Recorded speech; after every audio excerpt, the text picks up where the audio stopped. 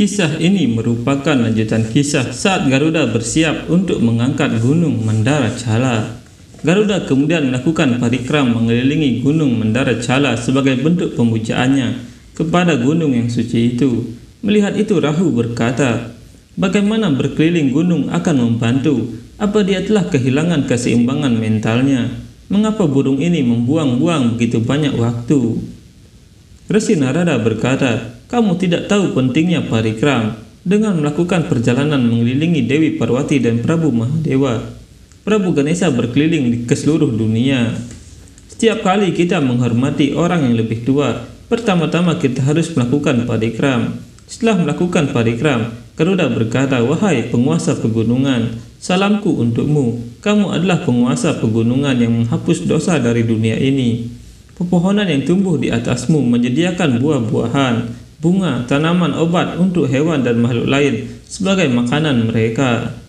Aku sendiri tidak bisa menggambarkan kehebatanmu. Kamu seperti sosok yang sangat hebat, sedangkan aku hanyalah burung biasa. Tapi hari ini aku akan mencoba untuk mengangkatmu dengan rendah hati. Wahai penguasa pegunungan, aku memintamu untuk memberkatiku agar berhasil dengan tujuanku. Gunung Mandaracala kemudian memberi berkatnya kepada Garuda.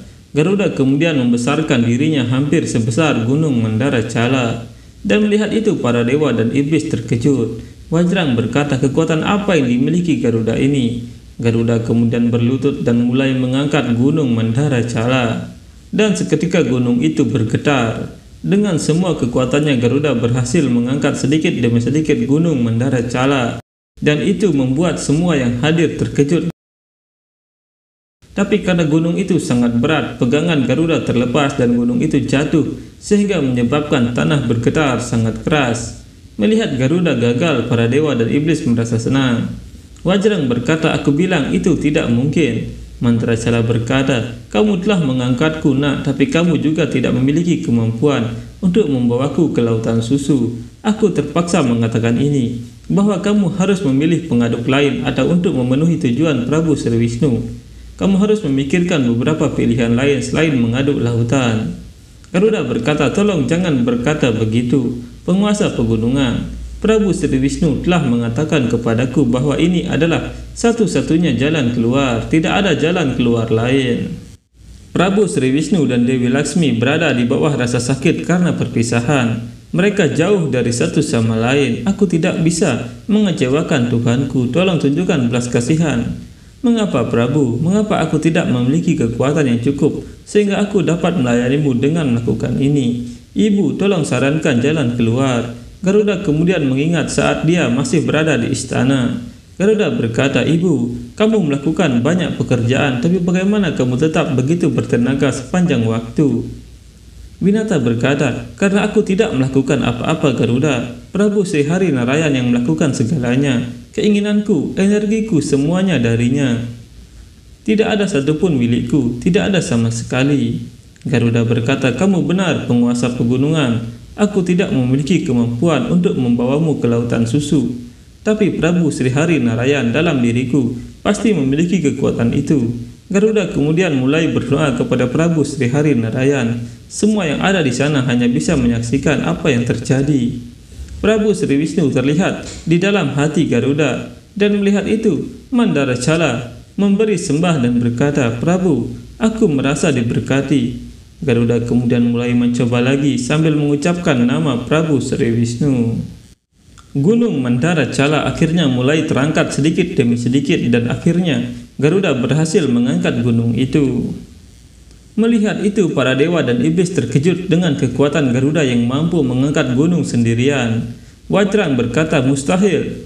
Resi Narada berkata luar biasa Garuda, luar biasa. Dewi Aditi berkata, anakku, kamu telah membuktikannya hari ini bahwa kekuatan fisik itu penting, tetapi sesuatu yang lebih penting adalah percaya pada diri sendiri.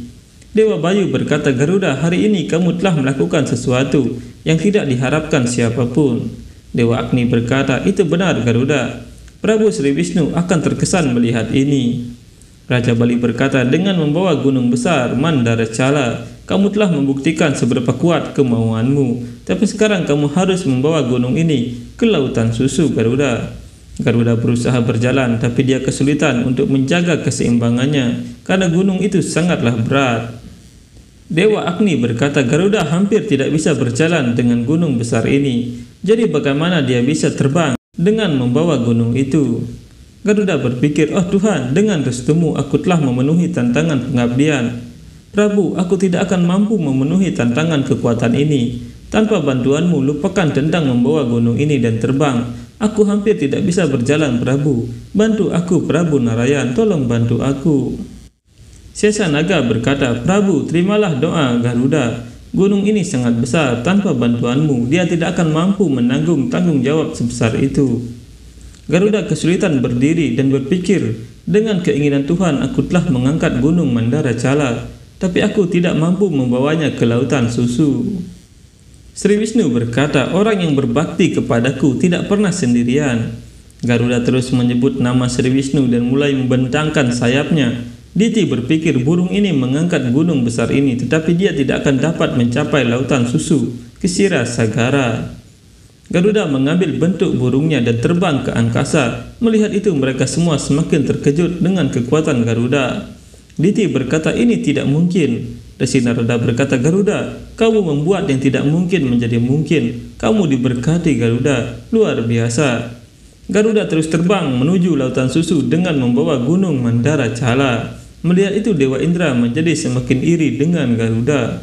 Begitu pula dengan para iblis. Tapi Maharaja Bali terlihat kagum dengan kekuatan pengabdian Garuda yang luar biasa. Di istana ular, Winata berpikir, hari ini mengapa aku merasa gembira? Aku tidak pernah merasa seperti ini sebelumnya. Apa alasannya? Dewa Bayu berkata, kami bahkan tidak bisa membayangkan untuk mengangkat gunung Mandaracala, tapi dia bisa membawanya dan terbang. Dewi Diti berkata, aku pikir berkat dari Resi Walkilya bekerja dengan sangat baik. Sungguh dia 1000 kali lebih kuat dari Dewa Indra. Mendengar itu Dewa Indra menjadi semakin kesal. Dewa Indra berkata, kita harus segera sampai di lautan susu. Raja Bali berkata, aku setuju Raja para dewa. Mereka semua kemudian pergi menyusul Garuda. Rahu berkata, hari ini semua orang memuji Garuda, bahkan Dewa Indra dan Raja Iblis Bali memujinya. Diti berkata, dikatakan bahwa kebahagiaan meningkat ketika dibagikan dan kesedihan berkurang saat berbagi dengan orang lain. Hari ini aku sedih karena semua orang memuji Garuda. Bagaimana jika aku berbagi kesedihanku dengan Ratu Kadru? Rahu berkata, apa yang kamu katakan ibu, itu ide yang bagus. Mungkin saja dia akan menunjukkan kepada kita cara untuk mengendalikannya. Rahu kemudian membagi dirinya menjadi 2 dan pergi ke istana ular. Saat itu Garuda telah sampai di lautan susu dan di sana para iblis dan dewa telah menunggunya. Di istana ular, Rahu menceritakan semuanya kepada Kadru. Kadru berkata, apakah kamu mengatakan yang sebenarnya? Rahu berkata, semua dewa dan iblis termasuk Resi Brihaspati dan Resi Narada memuji Garuda, seolah-olah hanya satu nama yang dinyanyikan di seluruh lautan susu, yaitu Garuda. Winata mendengar itu dan berpikir, putraku telah mengangkat gunung Mandaracala yang besar dan itu juga sendirian. Garuda meletakkan gunung Mandaracala di tengah lautan susu dan kembali menemui para dewa dan iblis. Garuda kelelahan dan dia berlutut di sana sambil memanggil ibunya. Winata merasakan itu dan berkata, Garuda. Kadru melihat Winata dan berkata, jadi kamu memata-matai kami. Winata berkata, tidak, Ratu Kadru, aku telah membawa buah-buahan untukmu. Kadru berkata, cukup, tidak perlu melakukan drama. Putramu yang satu berpura-pura cacat dan pergi dari sini, dan kamu merasa sulit bekerja untukku. Tapi kamu menikmati bekerja untuk orang tua itu. Dan putramu yang lain yang lebih licik darimu menggendong putraku di punggungnya. Dia bahkan tidak menyadari bahwa mereka jatuh satu persatu. Lalu hari ini dengan mudahnya dia mengangkat gunung sebesar itu dan terbang ke lautan susu. Luar biasa. Rahu berkata, aku mengatakan yang sebenarnya Ibu Kadru. Gunung yang tidak bisa kami pindahkan meski berusaha bersama para dewa, bisa diangkat sendirian oleh Garuda. Winata berkata, apakah anakku baik-baik saja? Garuda terlihat sangat kelelahan dan Aditi berkata, nak, apa yang terjadi? Apakah kamu baik-baik saja? Resi Brihaspati berkata, nak, kamu melakukan hal yang hebat dan penting hari ini."